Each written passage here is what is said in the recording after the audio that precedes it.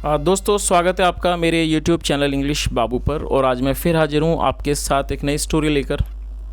और दोस्तों आज की जो स्टोरी है बहुत छोटी सी स्टोरी है, लेकिन स्टोरी बहुत मज़ेदार है, आपको सुनकर मज़ा आएगा। उसके अलावा यहाँ पर आपको कई सारे नए इंग्लिश के वर्ड मीनिंग सीखने को मिलेंगी, उसके करेक्ट प्रोनाउंसिएशन के बारे में पता चलेगा। और दोस्तों जो इसका ग्रामर का पार्ट है उसे हम बिल्कुल डिटेल में कवर करेंगे, तो जो ट्रांसलेशन का जो प्रोसेस है आपको बहुत अच्छे से समझ में आएगा। तो चलिए दोस्तों आज की इस कहानी को हम शुरू करते हैं। और सबसे पहले जो कहानी का टाइटल है, शीर्षक है, उसे देखते हैं। कहानी का टाइटल है द मॉस्क्यूटो। क्या मतलब हुआ? मॉस्क्यूटो का मतलब था मच्छर। तो दोस्तों इस कहानी का टाइटल है मच्छर।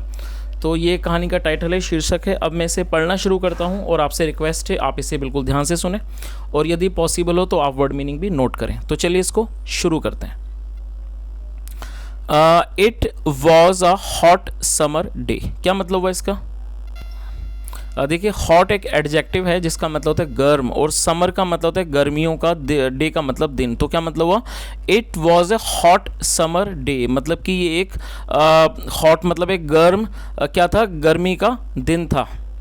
तो इस पूरी लाइन का क्या मतलब हुआ? It was a hot summer day, मतलब कि ये एक गर्मियों का एक गर्म दिन था।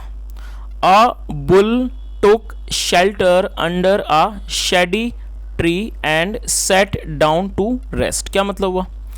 दोस्तों बुल का मतलब होता है सांड या फिर बैल, और टुक शेल्टर, और ये टेक की सेकंड फॉर्म है। और दोस्तों मैं आपको बताना चाहूँगा ये जो स्टोरी है आज की, ये पास्ट इंडेफिनिट में है। और पास्ट इंडेफिनिट में जब भी हम कोई अफर्मेटिव का वाक्य बनाते हैं तो वहाँ पर वर्ब की सेकंड फॉर्म का प्रयोग किया जाता है। तो आप देखेंगे यहाँ पर ज़्यादातर सेकंड फॉर्म का प्रयोग किया गया है अधिकतर वाक्यों में। चलिए देखते हैं क्या मतलब हुआ। अ बुल टुक शेल्टर, ये टेक की सेकंड फॉर्म है टुक, जिसका मतलब होता है लेना, और शेल्टर एक नाउन है जिसका मतलब होता है शरण या फिर आश्रय।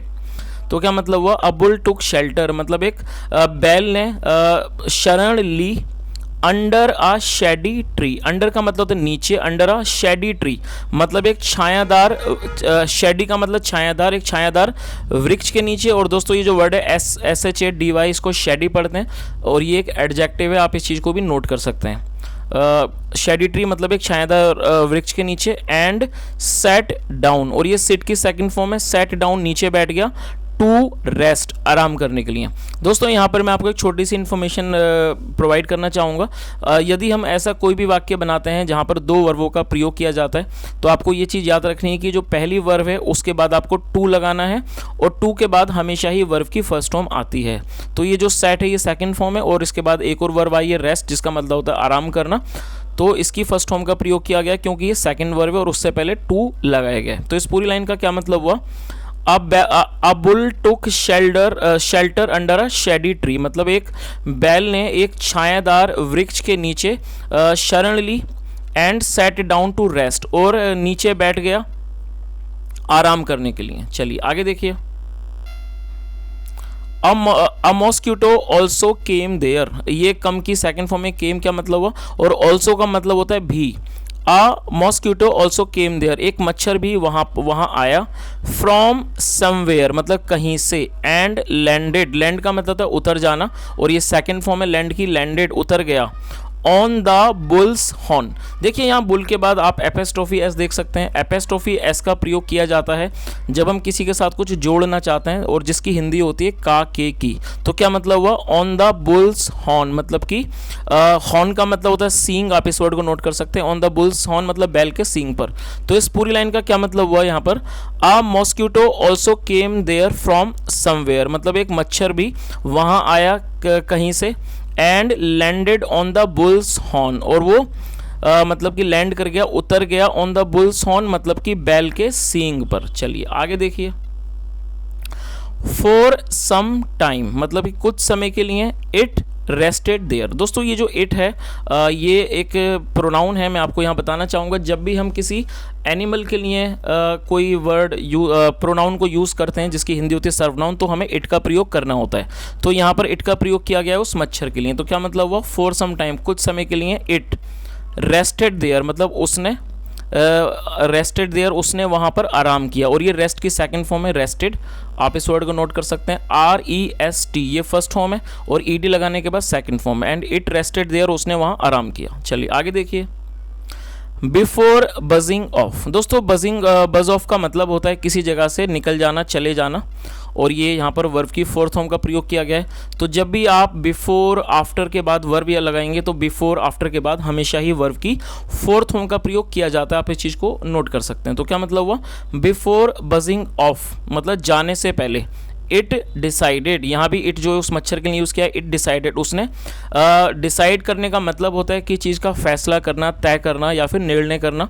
तो क्या मतलब हुआ, बिफोर बजिंग ऑफ मतलब जाने से पहले। इट डिसाइडेड, उसने तय किया या कह सकते हैं उसने फैसला किया।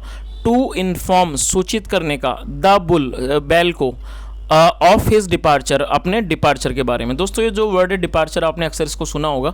ये जो डिपार्चर ये वर्ड है ये एक नाउन है, आप इस चीज़ को अच्छे से नोट कर सकते हैं। डिपार्चर एक नाउन है जिसका मतलब होता है प्रस्थान। और यदि आप इसकी वर्ब के बारे में बात करें तो मैं वो बता देता हूँ, उसकी स्पेलिंग है DEPART। तो डिपार्ट तक ये वर्ब है जिसका मतलब होता है प्रस्थान करना या फिर जाना। और जब आप इसमें टी के बाद URE जोड़ देंगे तो ये हो जाएगा डिपार्चर, जिसका मतलब हो जाएगा प्रस्थान, जो कि एक नाउन बन जाएगा। तो इसका इस पूरी लाइन का एक बार मतलब दोबारा से समझ लेते हैं। बिफोर बजिंग ऑफ मतलब जाने से पहले। इट डिसाइडेड, उसने फैसला किया। टू इन्फॉर्म सूचित करने का। द बुल बैल को सूचित करने का फैसला किया। ऑफ हिज डिपार्चर मतलब अपने प्रस्थान के बारे में। चलिए आगे देखिए। इट सैड, उसने कहा। मिस्टर बुल मतलब श्रीमान बैल। I sat on your horn for quite some time, क्या मतलब हुआ, आई सैट मतलब मैं बैठा, ये सिट की सेकंड फॉर्म है। आई सैट ऑन योर हॉर्न में आपके सींग पर बैठा। फॉर क्वाइट सम टाइम मतलब कुछ समय के लिए। क्वाइट सम टाइम मतलब कुछ समय के लिए। एंड नाउ और अब। I am taking off, take off का मतलब होता है उड़ना। Now I am taking off मतलब अब मैं उड़ रहा हूँ। आई होप मतलब मैं उम्मीद करता हूँ या आशा करता हूँ। I was not a burden on you, क्या मतलब हुआ इस लाइन का, आई होप मतलब मैं उम्मीद करता हूँ, और ये वर्ब है। दोस्तों ये जो वर्ड है होप, आप इसको नोट कर सकते हैं। होप एक वर्ब है और ये नाउन भी है, लेकिन यहाँ पर इसको वर्ब के रूप में प्रयोग किया गया है और ये प्रेजेंट इंडेफिनिट का वाक्य है। आई होप मतलब कि मैं उम्मीद करता हूँ। I was not a burden on you मतलब मैं आपके ऊपर बोझ नहीं था। दोस्तों ये जो वर्ड है BURDEN, इसको बर्डन पढ़ते हैं और ये एक नाउन है जिसका मतलब होता है बोझ। तो क्या मतलब हुआ, आई होप मैं उम्मीद करता हूँ। I was not a burden on you मतलब मैं आपके ऊपर बोझ नहीं था। चलिए आगे देखिए, आगे क्या होता है। द बुल सैड, बैल ने कहा। डियर मॉस्किटो मतलब कि प्यारे मच्छर। डियर मतलब प्यारे, डियर मॉस्किटो प्यारे मच्छर। Hundreds of your kind, your kind मतलब आपकी तरह। तो क्या मतलब हुआ, हंड्रेड्स ऑफ योर काइंड मतलब आपकी तरह सैकड़ों। Keep landing and taking off, the taking off all the time, क्या मतलब हुआ, हंड्रेड्स ऑफ योर काइंड मतलब आपकी तरह सैकड़ों। कीप लैंडिंग, और कीप का प्रयोग किया जाता है जब कोई काम बराबर होता रहता है। कीप लैंडिंग मतलब वो उतरते रहते हैं, एंड टेकिंग ऑफ और उड़ते रहते हैं। ऑल द टाइम हर समय, all the time. On and on and from my horn मतलब कि मेरे सींग से। Without my realizing it, without मतलब बिना, विदाउट माई रियलाइजिंग इट मतलब मुझे पता चले बिना। रियलाइज का मतलब होता है कि चीज़ का एहसास होना, पता चलना। तो इस लाइन का क्या मतलब हुआ, पूरी लाइन का, hundreds of your kind keep landing and taking off मतलब आपकी तरह सैकड़ों लैंड करते रहते हैं, उतरते रहते हैं और जाते रहते हैं, उड़ते रहते हैं। ऑल द टाइम हर समय, all the time on. And from my horn मतलब कि मेरे सींग से। विदाउट माई रियलाइजिंग इट मतलब मुझे इस चीज़ का एहसास भी नहीं होता, मेरे पता चले बिना।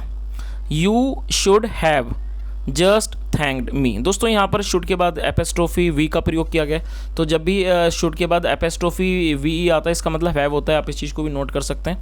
और दोस्तों जब भी आप ऐसा कोई वाक्य बनाना चाहते हैं, यहाँ पर मैं आपको इसके स्ट्रक्चर के बारे में बता देता हूँ, आप इस चीज़ को चाहो तो नोट भी कर सकते हैं। यदि आप कोई भी ऐसा वाक्य बनाना चाहते हैं जहाँ पर चाहिए था टेल पर आता है, तो वहाँ पर शुड हैव और वर्ब की थर्ड फॉर्म का प्रयोग किया जाता है। जैसे मान लीजिए हम कोई वाक्य बनाते हैं, आपको पार्क जाना चाहिए था, तो आपको क्या करना पड़ेगा, सब्जेक्ट लगाएंगे यू शुड हैव, और जाने को गो कहते हैं तो उसकी थर्ड फॉर्म आएगी। तो क्या हो जाएगा इसका answer, you should have gone to park. तो बिल्कुल ही सिंपल स्ट्रक्चर है। किसी भी वाक्य में आप चाहिए था लगाना चाहते हैं तो शुड हैव और वर्ब की थर्ड फॉर्म का प्रयोग आपको करना होगा। तो चलिए इसको समझ लेते हैं अच्छे से। You should have just thanked me, क्या मतलब हुआ। और थैंक का मतलब धन्यवाद देना, थर्ड फॉर्म है क्योंकि शुड हैव के बाद थर्ड फॉर्म आती है। You should have just thanked me, आपको सिर्फ मुझे धन्यवाद देना चाहिए था। इंस्टीड, दोस्तों इंस्टीड एक नाउन है जिसका मतलब है बजाय, बजाय।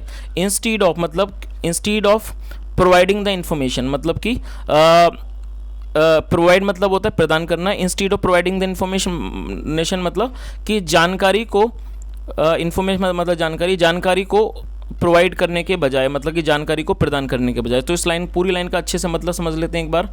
You should have just thanked me, मतलब आपको मुझे धन्यवाद देना चाहिए था। Instead of providing the information मतलब कि जानकारी देने के बजाय आपको मुझे धन्यवाद बोलना चाहिए था, ऐसा उस बुल ने बोला। चलिए आगे देखते हैं।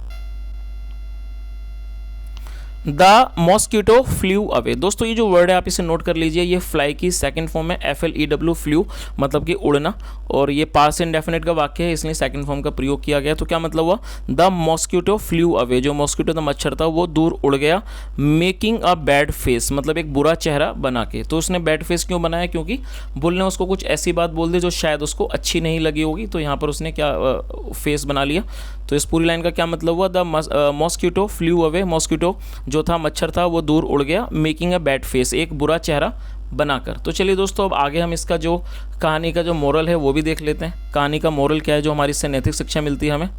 थैंकलेसनेस, दोस्तों ये जो वर्ड है थैंकलेसनेस ये एक नाउन है, और यदि आप इसको यहाँ तक रखते हैं THANKLESS, थैंकलेस हो जाएगा एडजेक्टिव, जिसका मतलब होता है एहसान फरामोश, जो व्यक्ति किसी के एहसान को नहीं मानता। लेकिन जब आप NESS जोड़ देंगे तो ये बन जाएगा थैंकलेसनेस, और ये फिर एक नाउन बन जाएगा, मतलब कि संज्ञा, जिसका मतलब होता है एहसान फरामोशी। तो ये जो वर्ड है आप इस वर्ड की हिंदी नोट कर सकते हैं। थैंकलेसनेस एक नाउन है जिसका मतलब वो एहसान फरामोशी। थैंकलेसनेस ऑफ पर्सन मतलब एक व्यक्ति की जो एहसान फरामोशी होती है। इज़ द रियल बर्डन, वो क्या होता है, वो एक वास्तविक, मतलब वो एक क्या होता है, वास्तविक बोझ होता है ऑन अदर्स, दूसरों पर। तो इस पूरी लाइन का क्या मतलब हुआ यहाँ पर, thanklessness of person is the real burden on others, मतलब कि जो एहसान फरामोशी होती है किसी आदमी की, वो अन्यों पर, दूसरों पर क्या होती है, एक वास्तविक बोझ की तरह होती है। तो दोस्तों इस तरह से ये जो एक छोटी सी स्टोरी थी, और मैं उम्मीद करता हूँ जो कहानी का सार आप बहुत अच्छे से समझ गए होंगे कि ये जो मच्छर था उसे अगर वो चाहता उस बैल को कुछ थैंक बोल के भी जा सकता था या बिना बोले भी जा सकता था, लेकिन उसने उसको सिर्फ इन्फॉर्मेशन दी और उसने उसको थैंक भी नहीं कहा।